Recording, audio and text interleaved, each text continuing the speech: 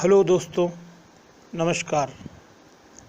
Legal drafting institute में आपका स्वागत है। आज हम क्रूरता के आधार पर विवाह विच्छेद अर्थात तलाक के लिए याचिका कैसे ड्राफ्ट की जाती है, इस टॉपिक को समझते हैं। हिंदू विवाह अधिनियम की धारा 13 में तलाक के आधारों के बारे में बताया गया है और जब एक विवाहित जोड़ा अलग होने की बात सोच लेता है तो उसे एक याचिका परिवार न्यायालय में दाखिल करनी होती है। ऐसे में यह याचिका कैसे ड्राफ्ट की जाए, यह नए वकीलों को और जो नए व्यक्ति कोर्ट में आ रहे हैं उनके लिए सबसे अधिक समस्या है। तो हम आज आपको यहाँ क्रूरता के आधार पर विवाह विच्छेद तलाक के लिए याचिका कैसे लिखी जाती है उसके बारे में हम आपको जानकारी दे रहे हैं। धारा 13 तलाक हिंदू विवाह अधिनियम की धारा 13 में तलाक के बारे में बताया गया है कि यदि पति पत्नी आपस में एक दूसरे से अलग होना चाहते हैं या अपने विवाह को भंग करना चाहते हैं तो तलाक की एक डिक्री के द्वारा इस विवाह को भंग किया जा सकता है। अब इसमें मुख्य बिंदु तलाक के लिए क्या होने चाहिए, आपको बिंदुवार जानकारी दे रहे हैं। इसमें जब पति पत्नी अलग होने की बात न्यायालय में रख रहे हैं तो इसके जो मुख्य बिंदु हैं वह पहला होता है क्रूरता, दूसरा होता है व्यभिचार, तीसरा मानसिक विकार अर्थात दोनों में से कोई पति या पत्नी दोनों में से कोई मानसिक रूप से परेशानी में है, चौथा है परित्याग, पांचवा धर्म परिवर्तन, छठवा कुष्ठ रोग, सातवां पति पत्नी में से कोई भी एक दूसरे से 7 साल तक ना मिला हो, आठवां पति या पत्नी में से किसी ने एक दूसरे को त्याग दिया हो, या नवा बिंदु है यौन रोग। तो यह क्रूरता के आधार पर विच्छेद तलाक के लिए याचिका के कारण हो सकते हैं।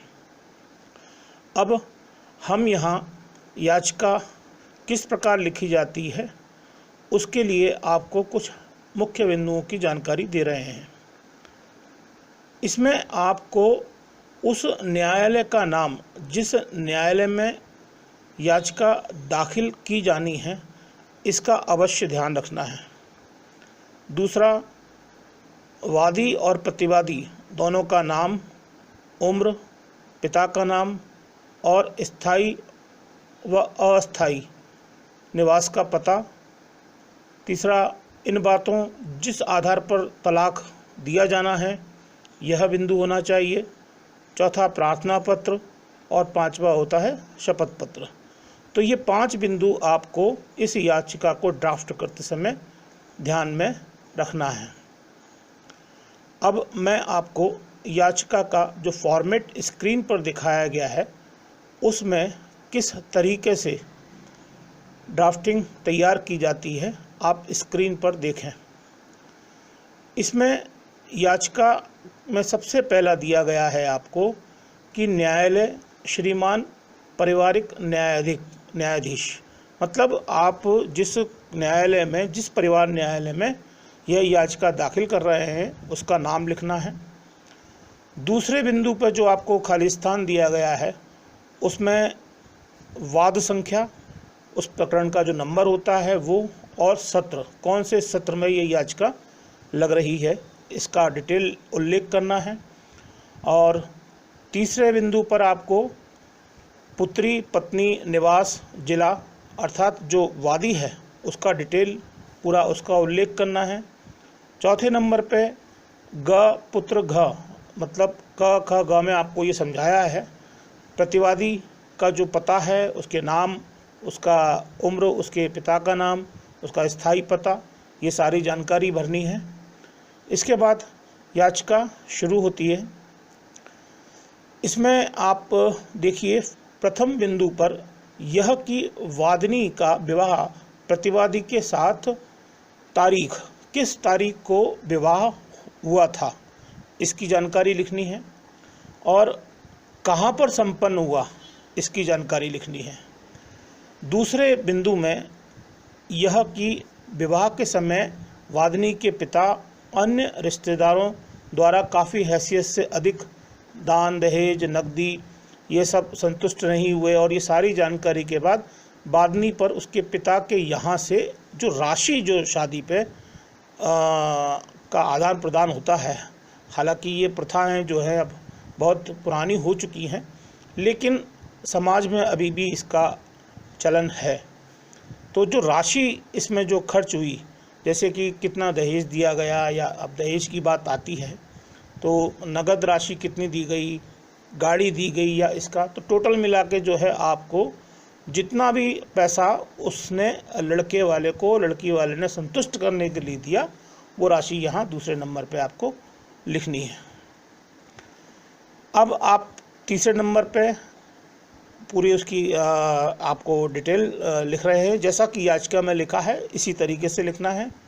और चौथे बिंदु में जो आपको दिया है यह कि अपने और माता पिता की प्रतिष्ठा, मान, मर्यादा, वादिनी की पीड़ा, यह सीमा और ये सब उसमें जो है उस कितनी तारीख को, ये कितनी दिनांक से जो है यह विवाद शुरू हुआ, वह जानकारी लिखनी है।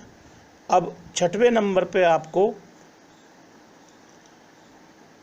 इसमें यह बताना है कि चूँकि क्या है, जब भी पति और पत्नी के बीच में विवाद होता है तो वादिनी या पत्नी जो भी जो मुकदमा जो आपकी याचिका लगा रही हैं वो उन्होंने एक एफआईआर थाने में दर्ज कराई होगी। तो उस एफआईआर की तारीख और उस एफआईआर में को कौन से थाने में वो एफआईआर दर्ज की गई, इसकी जानकारी लिखना है। अब आइए आप इसमें आपको 7वें नंबर पे कि वादी और वादिनी मतलब जो पत्नी और पति और पत्नी के बीच में कितने वर्षों से यह वैवाहिक संबंध जो है आपके विच्छेद होने के लिए उसे प्रताड़ित किया जा रहा था, यह इसमें जानकारी लिखनी है। 8वें नंबर पे वादिनी के पिता के घर, अब जैसे पत्नी जो है, मान लीजिए पति द्वारा परेशान किया गया और पत्नी ससुराल छोड़ के मायके आ जाती है, तो कितने वर्षों से वह अपने पिता के घर रह रही है या कहाँ रह रही है, उसकी जानकारी लिखनी है। इस तरीके से यह आपको पूरी जानकारी इसमें भरने के बाद अब आपको प्रार्थना पत्र और शपथ पत्र में जो तारीख होती है, जिस तारीख को ये याचिका दायर की गई है, उस तारीख का आपको एक शपथ पत्र पे इसमें तिथि और कहाँ, जगह का नाम, यह जानकारी भरने के बाद वादिनी के हस्ताक्षर कराने हैं, अर्थात जो वादी है। तो इस तरीके से जो है यह याचिका तैयार की जा सकती है। और अगर आपको इसमें और कोई अन्य जानकारी की आवश्यकता है तो संपर्क करें।